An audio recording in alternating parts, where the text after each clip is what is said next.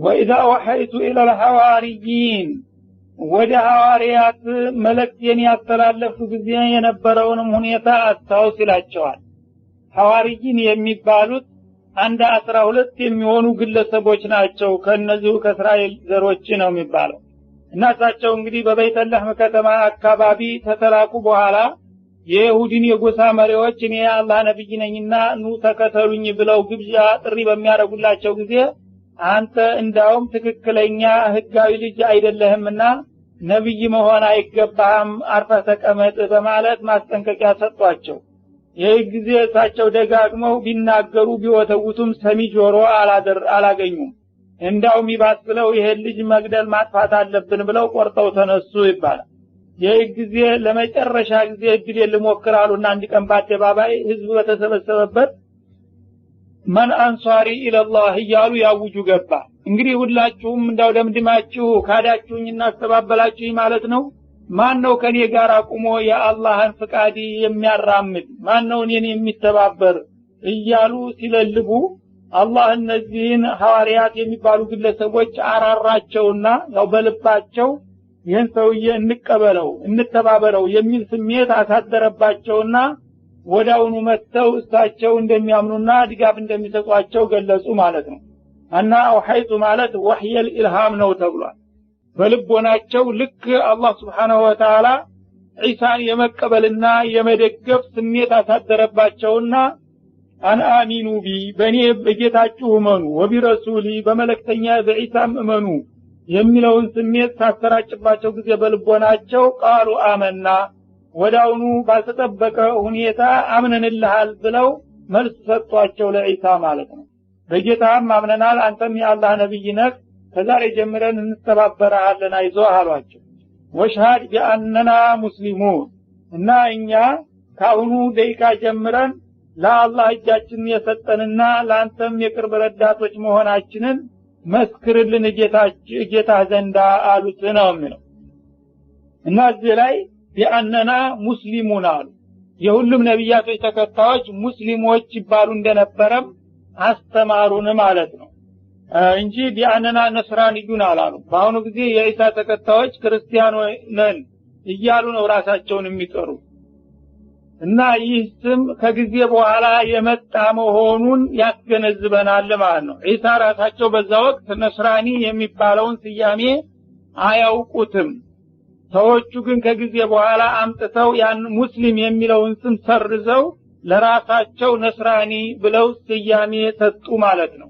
ስለዚህም ነው ቃሉ ኢና ነሳራ ያለው ብዙ ሱራ ላይ ቀደም ብሎ ስለነሱ ሲያነሳ እነዚህ ራሳቸውን ክርስቲያኖች ነን ብለው የሰየሙት ሰዎች ለሙስሊሞቹ ቀረብ ይላሉ ከይሁዶቹ ያለው ስያሜውን ራሱ ያልተቀበለው መሆኑን ለማሳየት ነው። ምክንያቱም መሰረታዊና ትክክለኛው ስማቸው ሙስሊሙን የሚል ነው ሐዋርያቶች ለራሳቸው የሰጡት። የዛ ጊዜ እንግዲህ ዒሳም በዚሁ ስም ነው የተቀበሏቸው። ሙስሊም እንዲኮኑ እኮ አልፈልግም ነስራኒ ሁኑ ይሏቸው ነበር ቢሳሳቱ ኑሮ። ግን ይሄንኑ ስም ዒሳም ተስማምተው ሙስሊሞች እንደሚሆኑ ጌታ ዘንዳ መስክርልን አሉ። በዚሁ ነው የመሰከሩላቸው ማለት ነው። እና እነሱ ብቻ ሳይሆኑ የመላው ነብያቶች ተከታዮች በሙሉ ሙስሊሞች ይባላሉ። ሁሉም ነብዮች ደግሞ የእስልምና አስተማሪዎች ናቸው። ከጊዜ በኋላ ነው እንግዲህ ይሁዲያ ነስራንያ እየተባለ ተቀጥላና ሰው ሰራሽ ስም ሊመጣና ያ የነበረውን ይዘቱን ሊያስለቅቀው የቻለው ማለት ነው። የነብዩ መሐመድ ኡመቶች ግን እስካሁን ድረስ ያ አላህ የወደደውና የመረጠው ስም እስካሁን አልለቀቁትም። ይሄ ተጠብቆላቸዋል ማለት ነው። ሌሎቹ ግን እስላም የሚለውን ስም እንዳውም እንደ ስዳብ በማድረግ ሰውን ለማዋረድ ሲፈልጉ ይህ እስላም ብሎ እስከ መስደብ የስዳብ ቋንቋ እስከ ማድረግ ሂደዋል ማለት ነው ካለማወቃቸው የተነሳ። ምክንያቱም ትርጓሜው ምንድነው ቢባል ሙስሊም ማለት ለአንድ ፈጣሪ ጌታ ታማኝና ፍጹም ታዛዥ የሆነ ሰው ማለት ነው። ታዲያ ይህ ከሆነ ትርጉሙ ሁሉም ነብያቶች ለጌታቸው ታማኞችና ታዛዦች ናቸው ቢባል አይደለም ገሌ ነብይ ታማኝ አልነበረም ማለት ይቻላል። ይህ ከሆነ ትርጉሙ ደግሞ የዛ ነብይ ተከታይ ሁሉ የአላህን ፍቃድ አክባሪና ለጌታው ታዛዥና ታማኝ ነው የሚለውን ስም ማን ነው የሚጠላው? ይህም ደግሞ የሚጠላ ከሆነ የዚህ ተቃራኒው ምንድነው የሚሆነው? ለጌታው ታማኝ ማለት ተንኮለኛና ከሃዲ ማለት ነው። የዚህ ተቃራኒው ማለት ነው። እንደገና አመፀኛ ትዕቢተኛ ማለት ነው። ስለዚህ ሙስሊም አይደለሁም ማለት አመፀኛ ነኝ፣ ትዕቢተኛ ነኝ፣ ለጌታ ታማኝ ታዛዥ አይደለሁም ማለት ነው። ይህ እስከሆነ ድረስ እንግዲህ ሙስሊም የሚለው ስም ማንንም የሚያኮራ እንጂ የሚያሳፍር እንዳልሆነ ሊታወቅ ይገባል። ስለዚህ እኛ የሁሉም ነብያቶች የሁሉም የነብዮች ሁሉ ተከታይ ሙስሊሞች እንደሚባሉ ነው ቁርአን የሚያስተምረን ማለት ነው። ሃይማኖቱ እስላም ተከታዮቹ ሙስሊሞች እንደሚባሉ ማለት ነው። የኢሳም ተከታዮች ያውም ሐዋርያት ማለት እነዛ 12ቶቹ በጣም ግንባር ቀደም የነበሩት የነብዩላህ ኢሳ ደቀ መዝሙርት የሚባሉት ማለት ነው። እነዛ ሙስሊሞች ናቸው። እዚህ ላይ ሐዋርያት የሚባለው አጠራር ትርጓሜውስ ምንድነው የሚል ጥያቄ ከተነሳ የተለያዩ ትርጉሞች ተሰጥተውታል። አንደኛ እነዚህ ሐዋርያት የሚባሉት ኖራ የሚሰሩ ነበሩ ይባላል እና ይሄ ነጭ አፈር እያቦኩና እያስተካከሉ ለቤት ቅባት ያደርጉ ነበረ። ወይም በሌላ በኩል ደግሞ የተለያዩ አልባሳቶችን ቀለም ይነክሩ ነበረ ይባላል። የፋብሪካ ሰዎች ነበሩ እና ስልጣኔ እንደነበራቸው በወቅቱ ያመለክታል። እንደገና ደግሞ በዛ በሙያቸው ነጫጭ ነገሮችን ስለሚያመርቱ በፋብሪካቸው የዛ የነጭ የተለያዩ ቁሳቁሶች የሥራ ባለሙያዎች ለማለት ተተርጉሟል። ወይም አንዳንዶቹ ሐዋሪ ማለት የነብዩ ቅርብና ታማኝ የሆኑ ልዩ ወዳጆቹ ለማለትም ተተርጉሟል ማለት ነው። ወይም ከኩፍርና ተሽርክ የጸዱ ንጹሃንና ቅዱሳን ለማለትም ተተርጉሟል።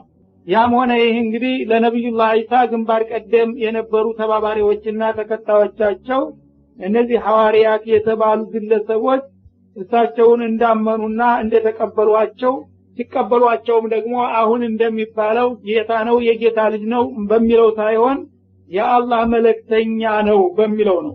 ለዚህ ብለው ወሽሃድ ቢአንና ሙስሊሙን ያሉ እኛ የአላህን ፍቃድ የተቀበልና ነብዩን የተከተልን መሆናችንን ለአላህ መስክርልን፣ ለጌታ የምስክር ቃል ስጥልን፣ ነገሌ ተቀበለውኛል ብለህ ንገርልን ነው እንጂ ያሉት አንተ ራስህ ጌታ ነህ ወይም የጌታ ልጅ ነህ ብለው አይደለም የተቀበሉት ማለት ነው። እና በመቀጠልም ኢዝቃለል ሐዋሪዩን እነዚህ ሐዋርያት የተባሉት ያሉ ጊዜ የነበረውን ሁኔታ አስታውስ ይላል። ያ ዒሳ ኢብነ መርየም አንተ የመርየም ልጅ ዒሳ አሉት። ይኸው እዚህ ላይ እንግዲህ አሁን እንደሚታሰበው አለመሆኑን ያመለክታል። የነዛ ሰዎችም ነው የአላህ ልጅ አላሉትም ወይም ጌታው አላሉትም። የመርየም ልጅ የሆንከው ኢየሱስ ሆይ ነው ብለው የጠሩት ማለት ነው። ሀል የስተጢዑ ረቡከ አሉ። እንዳውም ቀጠሉበት። ለመሆኑ ጌታ ይፈቅዳል ይሺ ይላልና ይስማማል አሉ። አዩነዚለ አለና ማኢደተን ሚነሰማ ከወደ ሰማይ በኩል ማዲ አውርዶ ለኛ ቢጋብዘንና ቢያበላን ፈቃደኛ ይሆናል ወይ? ይሄን ነገር ብትጠይቀው ምን ይመስልሃል የሚል ጥያቄ ያቀረቡለት ይላል። እና እዚህ ላይ እንግዲህ ጌታ እሺ ይላል ወይ ማለት እሱ ጌታ ለመሆኑን ሌላ ሶስተኛ አካል ያለ መሆኑን በግልጽ አስቀመጡ ሐዋርያቶች ማለት ነው። እና ደግሞ ያኛው ጌታ አንተ ብትጠይቀው እሺ ይላል ወይ ሲሉ እሺ ሊልም ላይልም የሚችል መሆኑን ኢሳ የሚያዝ አለመሆኑን እያሳዩት ነው ማለት ነው። እና ከወደ ሰማይ ማዲብ ያወርድልን ጌታ እና ብትጠይቅልን ፈቃደኛ ይሆናል ወይ ብለው ጠየቁት ይላል። ወይም ቃሉ እንደሚያመለክተው ሀል የስተጢዑ ረቡከ ጌታ ይችላል ወይ ማለት ነው። ይችላል ወይ የሚለው አነጋገር ግን በዚህ መልክ ሲተረጎም የነዚህ ሰዎች እምነት ደካማ እንደነበረ ያሳያል ማለት ነው። ምክንያቱም ኢነላህ አላ ኩሊ ሸይን ቀዲር ነው። ጌታ የማይችለው ነገር የለም። ሐዋርያትንን ብለው ሲያበቃ እንደገና ያንተ ጌታ ማዲ ተሰማይ ማውረድ ይችላል ወይ ብሎ መጠየቅ እምነታቸው በጣም ደካማ መሆኑን ያሳያል። ይሄን ነገር አይችልም የሚል ሸክ እንዳለባቸው ነውና የሚጠቁመው ማለት ነው። ይሄ እንዳይሆን ብለው ነው ብዙዎቹ እንግዲህ ሐዋርያቶች እምነታቸው ጠንካራ ነው የሚለውን ለመጠበቅ ሲል ጌታ ይፈቅዳል ወይ ይስማማል ወይ ብለው የተረጎሙት ማለት ነው። እና ይነዝል አለና ማኢደተን ሚነሰማ ከወደ ሰማይ በኩል በእኛ ላይ ማድብ ያወርድልን እንዴት ይመስልሃል? ይሄን አይነት ጥያቄ አቅርብለት ብለው ጠየቁ። قال اتقوا الله ዒሳም አላህን ፍሩ አሉ። ይኸው አባቴን ፍሩ አላሉ ወይም እኔን ፍሩ አላሉ እና አላህን ፍሩ እናንተ ሰዎች ኢንኩንቱም ሙእሚኒን እውነት እንዳላችሁ ታማኞች ከሆናችሁ ይሄ በአማኝ አንደበት ሊነገር የሚገባው ጥያቄ አይደለም። መጀመሪያ አላህ አላ ኩሊ ሸይን ቀዲር ነው ብለን ተማምነን ሲያበቃ አሁን እንደገና ማድ ያወርዳል ማድ ማውረድ ይችላል እያላችሁ ትጠይቁኛላችሁ እንዴ ማለታቸው ነው። ወይም ደግሞ ያውርድ ማለት ራሱ ይሄ ለሰው ተደርጎ የማያውቅ ነገር ለምንድነው እናንተ የምትጠይቁት? አወረደም አላወረደም አንድ ጊዜ አምነናል ብላችኋል ከዚህ ጋር ለምን ታያይዛላችሁ ለማለትም ተተርጉሟል። እና አላህን ፍሩ አማኞች ከሆናችሁ እንደዚህ አይነት አላስፈላጊ ጥያቄ ባታቀርቡ ይሻላችኋል አሏቸው። ካሁን ቀደም እዚሁ ሱራ ላይ ላ ተስአሉ አን አሽያ እንደተባለው አንዳንድ አላስፈላጊ ጥያቄዎችን ማንሳት መዘዝ ያስከትላልና ይሄን ነገር ከመጠየቅ ተቆጠቡና አላህን ፍሩ ብለው መክረዋቸው ነበር። እነሱ ግን ጥያቄውን ሊያነሱት አልፈለጉም ቀጠሉበት። قالوا نريد ان ناكل منها وتطمئن قلوبنا አይኛ እኮ ይሄንን ጥያቄ ያነሳንበት ምክንያቱ ይሄንን ማዳ አላህ ፍቃዱ ሆኖ ካወረደልን ከሱ በረከት ለመቋደስ ለመብላት ፈልገንና ጓጉተን ነው። እንደገና ደግሞ አንተ እውነትም የአላህ ነብይ ለመሆንህ በዚህ መረጃ ሳቢያ የበለጠ ልቦናችን እንዲረካ ነው። ያንተ ግን ነግረህናል አምነንብሃል። ቢሆንም ደግሞ የጠየቅነውን ነገር ስታስፈጽምልን የበለጠ ኢማናችን እንዲጠነክርና እንዲጎለብት አስበን ነው ለሌላም ሰው ደግሞ ለማስረዳት ይሄው የኛ ነብይ ከሰማይ ማዲ አውርዶ ጌታውን ጠይቆ ጋብዞናል ብለን ስንነግር ለሌሎቹ ወዲያችንን ነፍተን እንድንሰብክ ነው በማለት ምክንያቱን ደረደሩ ማለት ነው። እና ዝሮ እምነታቸው ትንሽ እንከን ያለበት መሆኑን ያመለክታል ማለት ነው። ወነዕለመ አንቀድ ሰደቅተና አንተ ደግሞ የአላህ ነብይ ነኝ ብለህ ስትነግረን እውነት ግን የተናገርክ መሆኑን ይበልጥ እንድናውቅ ነው አሉ። ይሄን ነገር ካላደረጉ ግን ያ የተናገሩት ነገር ትንሽም ቢሆን ጥርጣሬ እንዳላቸው ያመለክታል ማለት ነው። ወነኩነ ዐለይሃ ሚነ ሻሂዲን ይህች ማድ ደግሞ በሙዕጂዛ መልክ ከወረደች ለወደፊት ለሚመጣው ትውልድ ሁሉ እኛው ራሳችን እማኝ ምስክሮች ሆነን የአላህ ነብይ ለመሆኑ ከወደ ሰማይ ማድ አውርዶ እኮ ህዝብን ጋብዟል ምን ትፈልጋለህ ከዚህ በላይ ማስረጃ እያል ለመመስከርና ለሌሎቹ ለማስረዳትም የበለጠ እንዲያስችለን አስበን ነው ይላሉ ማለት ነው። ይህ ጊዜ እሳቸውም እንግዲህ መጠየቁ አስፈላጊ መስሎ ታያቸውና ሊስማሙ ነው። ቃለ ዒሳ ኢብኑ መርየም የመርየም ልጅ ዒሳ አሁንም እንዲህ አለ እና አላህ Subhanahu Wa Ta'ala ደጋግሞ ይችን አባባል ይደግማታል። ቃለ የጌታ ልጅ አይደለም የሚለው ወይም ጌታ አይደለም የሚለው የመርየም ልጅ ኢየሱስ እንዲህ አለ ይላል። እና አሁን አላህ እንግዲህ ስለ እሱ በሚናገርበት ጊዜ ሌላ አካል ሆኖ ነው የሚናገረው። እሱ ራሱ አላህ ቢሆን ኑሮ ቁልቱ ነበር የሚለው እዚህ ቦታ አልኩኝ ብሎ ነበር የሚናገረው ወይም ጌታ እንደሃላቸው ነበር ማለት የሚገባው። እዚህ ላይ ግን የመርየም ልጅ ዒሳ እንዲህ ብሎ ተናገረ ብሎ አላህ ሌላ አካል ሶስተኛ ሆኖ ነው የሚነግረን ያለው። አሁን አላሁመ ረበና አለ ዒሳ። እንግዲህ ዒሳ እንደ ሰው እንደ ባሪያ ሆኖ ጠየቀ። ምን ብሎ ጠየቀ? አላሁመ አምላኬ ሆይ ረበና የሁላችንም ፈጣሪና መጋቢ ብሎ ነው የጠየቀው ማለት ነው። ስለዚህ ኢየሱስ አምላኬ ሆይ ካለ እሱ የሚያመልከው ሌላ ያለ መሆኑን በግልጽ አስቀመጠው ማለት ነው።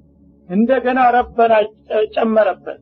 የሁላችንም ፈጣሪ የኔም የሌሎቹም ፈጣሪ እያለ ነው። እሱ ፍጡር መሆኑን ገለጸ ማለት ነው። ሌሎቹ ፍጡሮች ጋራ አብሮ እሱ የፍጡሮች አባል መሆኑን እንጂ ከአላህ ጋራ ምንም አይነት ዝምድና የሌለው መሆኑን እየገለጸ ነው የጠየቀውና ቤታውን ያቀረበው ማለት ነው። እና አምላኬ የሁላችንም ፈጣሪና መጋቢ አንዝል አለና ማኢደተ ሚነ ሰማ እነዚህ ተከታዮች ጌታ ከወደ ሰማይ በኩል ምግብ ቢያወርድልን ምን ይመስላል ብለው ስለጠየቁኝ ይኸውና ፍቃድ ከሆነ ከወደ ሰማይ ማድ ያውርድና እነዚህን ሰዎች መግብልኝ በማለት ጠየቁ ይላል። ተኩኑ ለና ዒደን ሊአወሊና ወአኺሪና እና ይህች ከወደ ሰማይ የምትልክልን ማድ ለኛ የደስታ ዕለት ትሆንልን ዘንድ እንደገና ደግሞ አሁን ላለው ትውልድ ማለታቸው ነው ለኛ ሲሉ ለኔና አሁን አብረው ይላሉት ተከታዮች ይሄ የአላህ ማድ የወረደበት ቀን ሁልጊዜ በየአመቱ የሚታሰብ የበዓል እና የደስታ ቀን ይሆንልናል እግር መንገዱን ማለታቸው ነው ወአኺርና ወደ ኋላ የሚመጡት ትውልዶችም ደግሞ በአባቶቻችን በአያቶቻችን ጊዜ በእንዲህ ያለ ቦታና ጊዜ አላህ ማድ አውርዶላቸዋል እያሉ ይህንን በመታሰቢያነት አመት በዓል እያደረጉ የሚደሰቱበትና ለአንተ ሹክር ወይም ውዳሴ የሚያቀርቡበት ዕለት ይሆን ዘንዳ አውርድልን በማለት ጠየቁ ወአየተ ሚንክ ታንተ የሆነ ደግሞ ማስረጃ ሙዕጂዛ እንዲሆን አንተ እኔን በነብይነት የመረጥከኝና የላከኝ ለመሆኑ ማረጋገጫ ይሆንልኝ ዘንዳ ይሄን ነገር ላክልኝ ብለው ጠየቁ ወርዙቅና እና አንተ መግበን ወአንተ ኸይሩ ራዚቂን አንተ ተመጋቢዎች ሁሉ የበለጥክ ቸር ጌታ ነህና በማለት ጌታቸውን በአክብሮት ራሳቸውን ዝቅ አድርገው ለመኑና ተማጸኑ ይላል ይህ ጊዜ አላህ Subhanahu Wa Ta'ala መልስ ይሰጣቸዋል قال አላህ እንዲህ አለ ኢኒ ሙነዚሉሃ አለይኩም ይህችን የጠየቋቸዋትን ማዲ እኔ በእናንተ ላይ እንደማወርድላችሁ ነው አለ አሁንም እንግዲህ አለይኩም ሲል ኢሳንም ጨምሮ ነው ሐዋርዮችም ጠይቀው አንተም በጥያቄው ተስማምተህ አቤቱታውን ታቀርብ እኔ ለሁላችሁም ይሄንን ማድ እንደማወርድላችሁ ነው አንተም በጥያቄነት እነሱም ደግሞ ያው ለመጠቀም ባላቸው ፍላጎት አወርድላችኋለሁኝ አለ ፈመን የክፉር ባዕዱ ሚንኩም ግን ይህችን ማድ ካወረድኩ በኋላ ከናንተ መካከል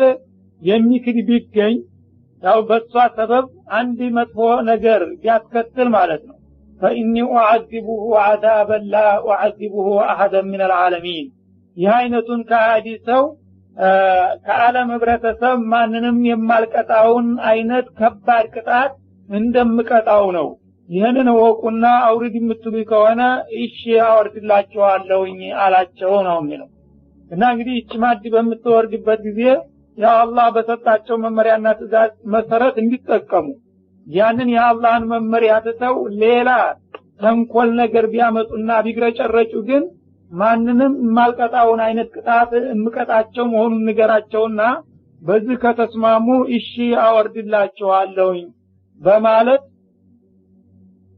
ነገራቸው የነኑ ኢሳል ሐዋርያት ሲነግሯቸው እሺ አምጣ እንጂ ምንም አንከፍርም እሱ ያለውን ሁሉ እናደርጋለን በማለት እንዲወርድ ተደረገ ወዳውኑ ያውማቱ እሳቸው ዱዓ ያደረጉ ከሰማይ ላይ እንደዳመና ነገር ተንጠለጠለች ይባላል እና በዛች በዳመና አማካይነት ማድ የተለያዩ ሶስት አይነት የመባያ ያላት በጣም ጣፋጭ የሆነ ምግብ እንደ ዳቦ ነገር ሆኖ ከእያንዳንዱ ከተለያየ ዘርፉ የተለያየ ጣፋጭ መባያዎችና ማጥቀሻዎች ያላት ምግብ ወረደች ይባላል እና ልክ ባይናቸው እያዩ እንደዚህ እየተንጃበበ ወረደና መካከላቸው ቁጭ አለ ያ በሚመጣበት ጊዜ እነሆ የሁላችሁ እንግዲህ ጌታ በፍቃዱ በጠየቃችሁት መሰረት አወረደላችሁና እንኳን ደስ ያላችሁ ተመገቡ በማለት ሰዎችን ጋበዟቸው ማለት ነው ይህ ጊዜ እንደተፈራው